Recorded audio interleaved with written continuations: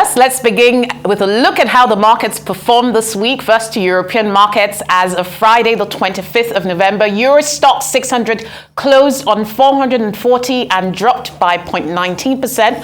London ended down at an all-share index of 7,473, closing up by 0.09%.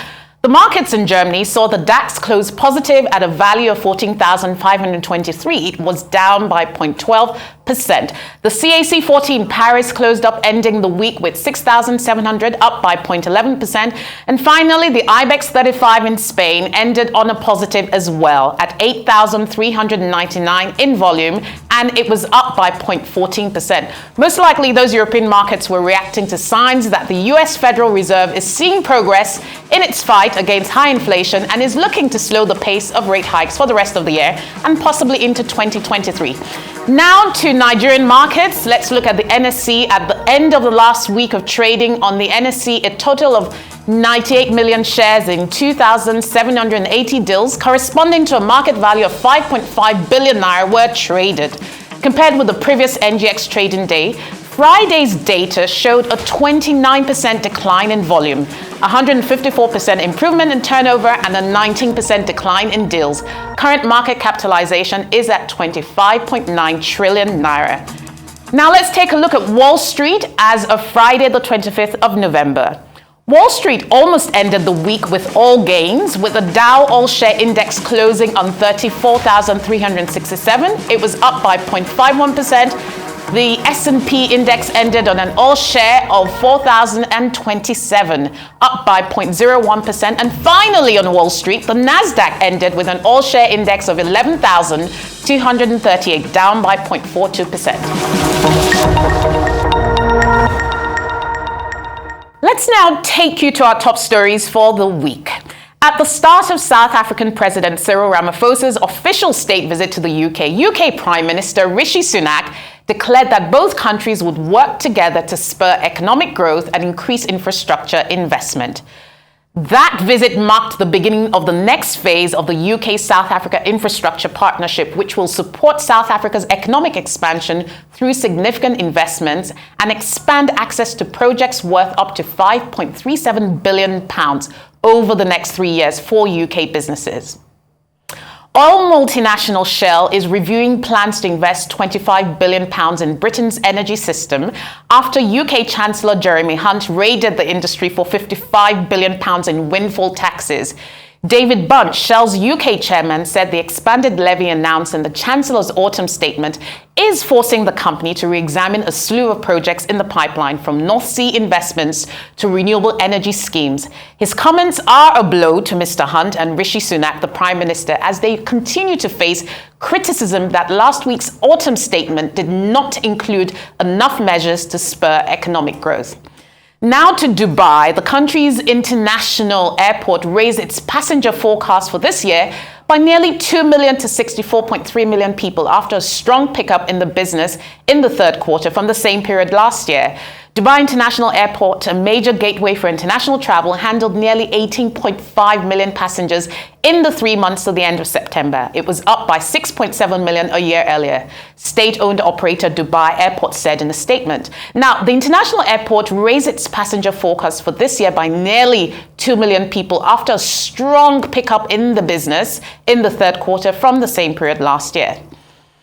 Oil prices rose after top exporter Saudi Arabia said OPEC Plus was sticking with output cuts and could take further steps to balance the market, outweighing global recession worries and concern about China's rising COVID-19 case numbers.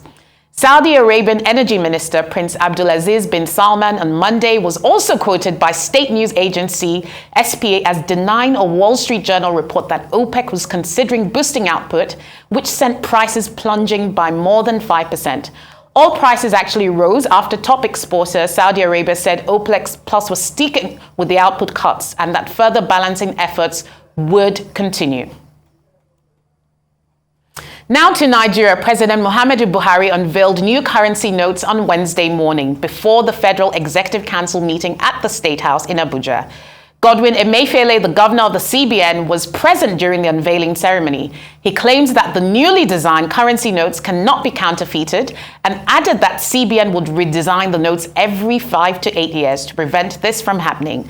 The CBN governor also declared that the bank is now more motivated to turn Nigeria into a cashless economy, as is the case in other countries following the debut of the new notes.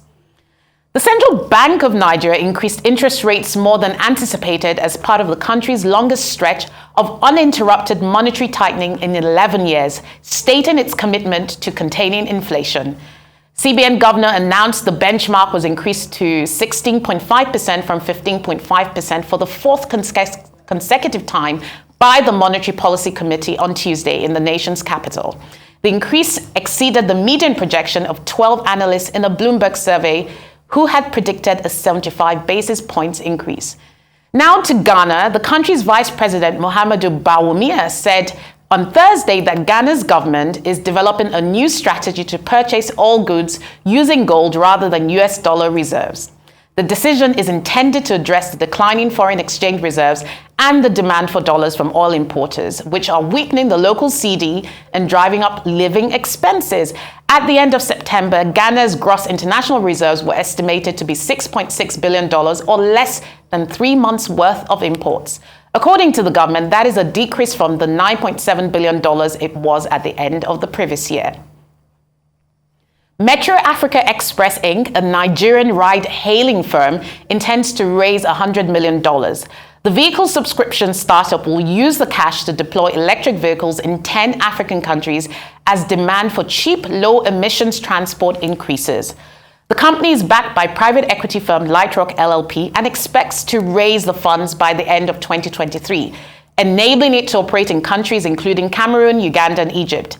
David Hom, Director of International Expansion, said in an interview. The firm currently has operations in Nigeria and Ghana. The energy ministers of Saudi Arabia and Iraq stressed the importance of working within the OPEC Plus framework and said they will take further measures to ensure the stability of the oil market if necessary, according to a joint statement released by the Saudi Energy Ministry on Thursday. The Minister of Saudi, Prince Abdulaziz bin Salman, and his Iraqi counterpart, Hayyan Abdel Ghani, met to ensure their commitment to the OPEC Plus decision, the statement said. EU energy ministers failed yesterday to agree on a cap on gas prices in order to mitigate the energy crunch in Europe, amidst deep divisions over an initial proposal slammed by many as a joke. The ministers will now meet in the first half of December to try to bridge differences, said Czech Industry Minister Josef Sikela, whose country holds the current presidency of the European Union. The energy ministers did manage to adopt a couple of other important measures, including joint gas purchases to avoid intra-EU competition driving up prices, supply solidarity in times of need, and hastening authorization of renewable energy sources. And that's it for the market roundup and top business stories this week.